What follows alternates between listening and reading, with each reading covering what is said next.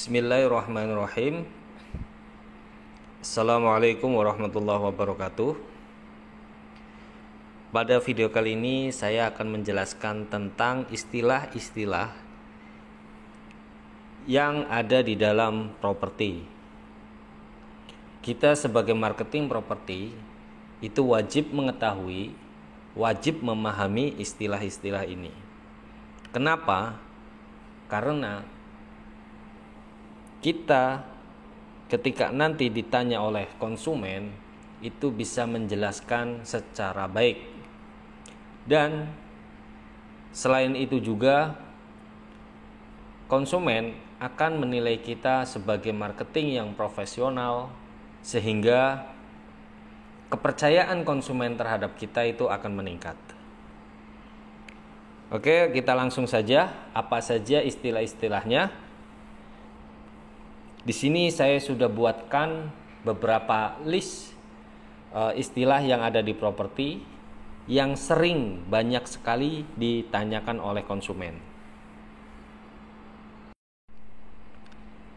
Yang pertama itu adalah booking fee. Booking fee itu adalah sejumlah uang yang dikeluarkan oleh konsumen sebagai bentuk komitmen memesan unit properti yang akan dibelinya.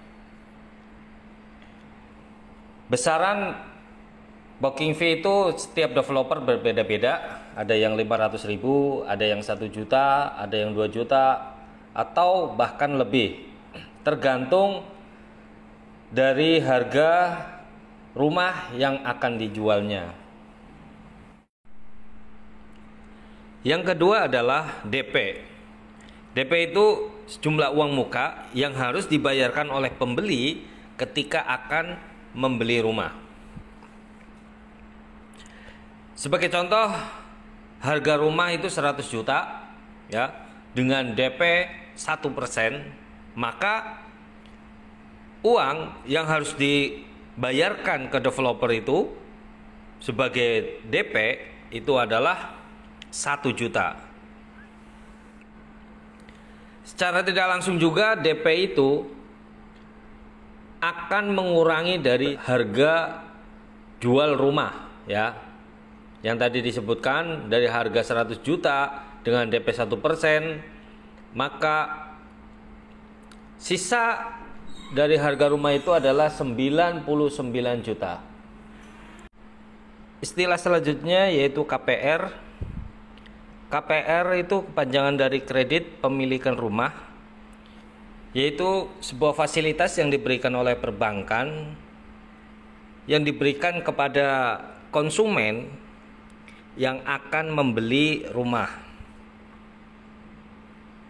Pada prinsipnya KPR itu adalah dengan membiayai terlebih dahulu biaya pembelian rumah, kemudian si konsumen itu mengembalikan biaya tersebut dengan cara mengangsur. Jenis KPR itu ada dua. Yang pertama itu adalah KPR subsidi. Yang kedua adalah KPR non subsidi. KPR subsidi ini adalah program pemerintah yang diberikan kepada masyarakat yang memiliki penghasilan menengah bawah. Adapun bentuk subsidi yang diberikan oleh pemerintah yaitu berupa peringanan kredit, bisa berbentuk dana yang diberikan di awal atau pengurangan suku bunga yang dibebankan ke pembeli ataupun ke konsumen. Sebagai contoh seperti ini, suku bunga pasar itu adalah 12%. Nah, pemerintah di sini mensubsidi suku bunga 7%. Jadi pembeli ataupun konsumen itu membayarkan suku bunga hanya 5% saja. Dan biasanya seperti itu flat sampai 10 tahun. Sedangkan KPR non subsidi itu adalah diberlakukan untuk seluruh masyarakat. Dan suku bunga yang ditetapkan oleh perbankan itu adalah mengikuti suku bunga pasar. Tentunya dalam pengajuan KPR ini ada syarat dan ketentuannya masing-masing ya, baik subsidi maupun yang non subsidi. Istilah selanjutnya ada tenor kredit, yaitu jangka waktu yang diberikan bank kepada pemohon atau konsumen yang membeli rumah tadi untuk mengembalikan dana pinjaman pembelian rumah. Kemudian ada plafon kredit, yaitu besaran pinjaman yang diberikan bank untuk membeli sebuah rumah. Nah, tenor kredit dan plafon ini sepenuhnya itu yang memutuskan adalah pihak bank ya.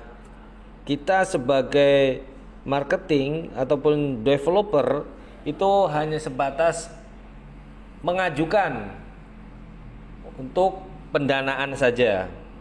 Namun sepenuhnya wewenang yang diberikan itu besaran tenor dan plafonnya itu yang menentukan adalah pihak bank. Biasanya pihak bank akan menganalisa terlebih dahulu data pemohon dari segi usia, penghasilan, dan juga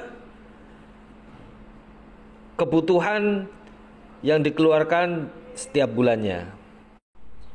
Istilah selanjutnya adalah SHGB dan juga SHM. Dua istilah ini adalah bentuk sertifikat yang nantinya konsumen akan dapatkan.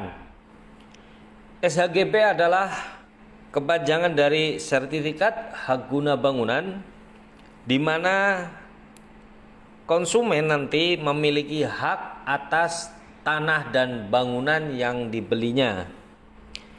Sedangkan SHM itu sendiri adalah sertifikat hak milik, di mana sertifikat ini adalah sebagai bukti kepemilikan terhadap tanah dan bangunan tersebut. Nah, di sini nanti setiap konsumen yang membeli perumahannya itu akan mendapatkan sertifikat hak guna bangunan ya, ataupun SHGB. Di sini seringkali menjadi perdebatan oleh konsumen ketika dia akan membeli rumahnya. Mungkin konsumen itu akan bertanya, kenapa sertifikatnya SHGB bukan SHM? Nah, di sini perlu teman-teman ketahui bahwasanya di Indonesia itu ada undang-undang yang mengatur kepemilikan atas tanah. Untuk perusahaan yang berbadan hukum itu tidak diperbolehkan memiliki hak atas tanah. Artinya ketika perusahaan ataupun ketika developer itu membeli tanah ke warga untuk dibangun perumahan, developer tersebut itu tidak bisa membuat sertifikat SHM atas nama perusahaan ataupun atas nama developer. Yang bisa developer buat hanyalah SHGB atas nama developer itu sendiri. Sehingga ketika nanti mau akad kredit yang akan diberikan developer ke pembeli, yaitu sertifikat hak guna bangunan atau SHGB. Nantinya pembeli ataupun konsumen dia bisa menaikkan sertifikat dari SHGB-nya menjadi SHM setelah kreditnya selesai atau setelah mendapatkan sertifikatnya. Istilah selanjutnya ada SPPR, yaitu surat permohonan pembelian rumah. SPPR ini akan dibuat oleh konsumen ketika konsumen tersebut telah membayarkan booking fee. SPPR ini biasanya sudah disediakan oleh pihak developer sehingga konsumen tinggal mengisi data dirinya saja.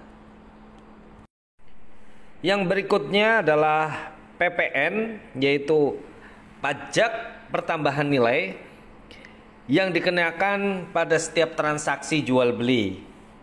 Kemudian yang selanjutnya ada BPHTB, yaitu bea perolehan hak atas tanah dan bangunan. Merupakan pajak yang dikeluarkan ataupun yang dibayarkan oleh seseorang ketika membeli rumah. Nah, PPN dan BPHTB ini itu berhubungan dengan pajak yang dibebankan ke pembeli. Biasanya biaya ini itu adalah di luar dari biaya harga jual ya, sehingga terpisah dari harga jual yang sudah ditetapkan oleh developer.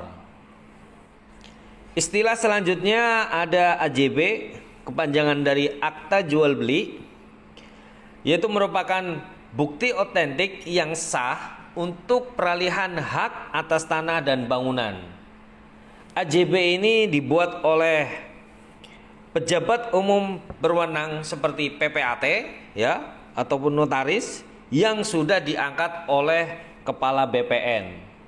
Nah, AJB ini biasanya dilakukan ketika konsumen ini akad kredit di depan notaris. Dan istilah yang terakhir ini adalah STR, yaitu serah terima rumah. Ketika konsumen sudah melakukan akad kredit, maka konsumen itu berhak mendapatkan rumah yang telah dibelinya secara kredit.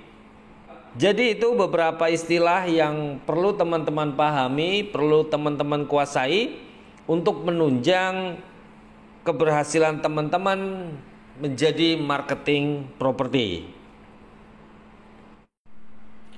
Sampai di sini video dari saya, semoga bermanfaat, semoga teman-teman sukses di properti, dan saya ucapkan salam closing, salam pejuang closing.